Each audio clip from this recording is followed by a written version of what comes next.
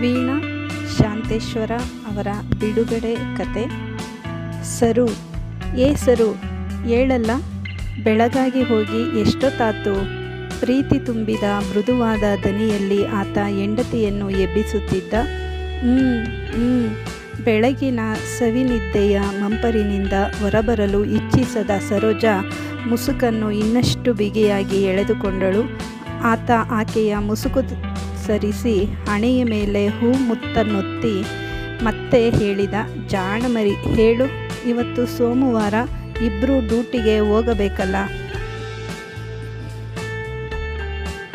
ಹಾಗೆ 10 ನಿಮಿಷ ಮುದ್ದುಗರೆದರೂ ಆಕೆ ಏಳದಿದ್ದಾಗ ಎದ್ದು ಹೊರಡುತ್ತಾ ಆತನೆಂದ, ನಿನ್ನೆ ರಾತ್ರಿ ಬಾಳೋತ್ತನಕ ಅಕೌಂಟ್ಸ್ ಬರ್ಕೋತಾ ಕೂತಿದ್ದೆಲ್ಲ, ಅದಕ್ಕೆ ನಿನ್ನ ನಿದ್ದೆ ಮುಗಿವಲ್ದು. ಅಡ್ಡಿ ಇಲ್ಲ, ಮಲ್ಕೋ. ನಾನು ಒಂದಿಷ್ಟು ಬ್ರೇಕ್ಫಾಸ್ಟ್ ರೆಡಿ ಮಾಡ್ತೀನಿ, ಆಮೇಲೆ ಎದ್ದಿಯಂತೆ.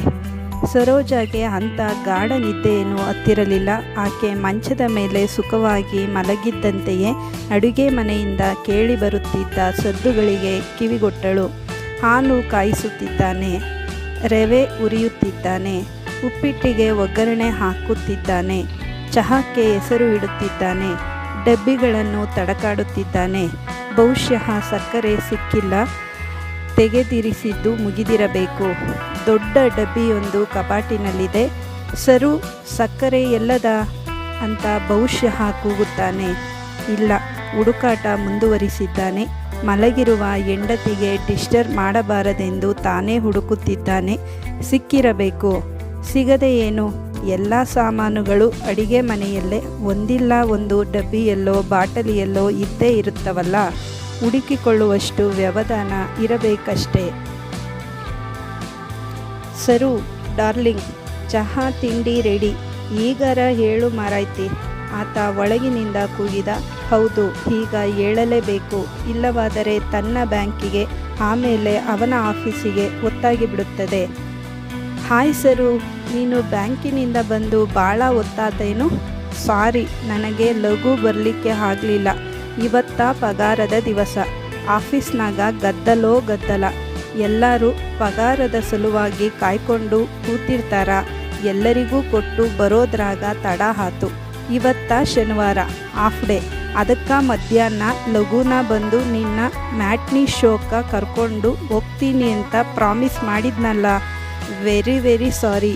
ತನ್ನದಲ್ಲದ ತಪ್ಪಿಗಾಗಿಯೂ ಆತ ಕ್ಷಮೆ ಕೇಳುತ್ತಿದ್ದ. ಹೆಂಡತಿ ತನಗಾಗಿ ಕಾಯುವಂತೆ ಮಾಡಿದ್ದು ಆಕೆಯ ಮನಸ್ಥಿತಿಗೆ ಬೇಸರವಾಗಿರಬಹುದಾಗಿದ್ದು ಸರಿಯಲ್ಲ ಅಂತ ಆತನಿಗೆ ಅನಿಸುತ್ತಿತ್ತು. ತಾನು ತಪ್ಪು ಮಾಡಿದಾಗ ತಕ್ಷಣ ಅದಕ್ಕೆ ಪರಿಮಾರ್ಜನೆ ಮಾಡುವುದು ಆತನ ಸ್ವಭಾವ. ಹೋಗಲಿ, ನೀ ಬೇಸರ ಮಾಡ್ಕೋಬೇಡ. ಈಗ ಊಟ ಮಾಡಿ ರೆಸ್ಟ್ ತಗೊಳ್ಳೋಣ. ಸಂಜಿನಾಗ ಹೋಗೋಣ ಅಂತ ಸಿನಿಮಾಕ್ಕ. ಯಾವುದದು? ನಿನ್ನ ಪೆಟ್ಟಿರೋ ಶಮ್ಮಿ ಕಪ್ಪರಿದ್ದಾನಲ್ಲ, ರಾತ್ರಿ ಅಡಿಗೆ ಏನೂ ಮಾಡಿಬೇಡ.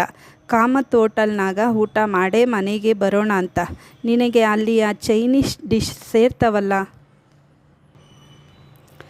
ಸಿನಿಮಾಗೆ ಆತ ಹೊರಗೆಲ್ಲಾದರೂ ಹೋಗಿ ತಡವಾಗಿ ಮನೆಗೆ ಬಂದ ನಂತರ ಅಡಿಗೆ ಮಾಡುವುದು ಬೇಸರದ ಕೆಲಸವೆಂದು ಆತನಿಗೆ ಗೊತ್ತು.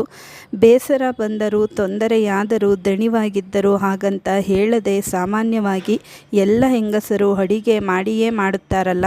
ತನ್ನ ಹೆಂಡತಿಗೆ ಆ ತಾಪತ್ರಯ ಬೇಡವೆಂದು ಆತನ ಇಚ್ಛೆ.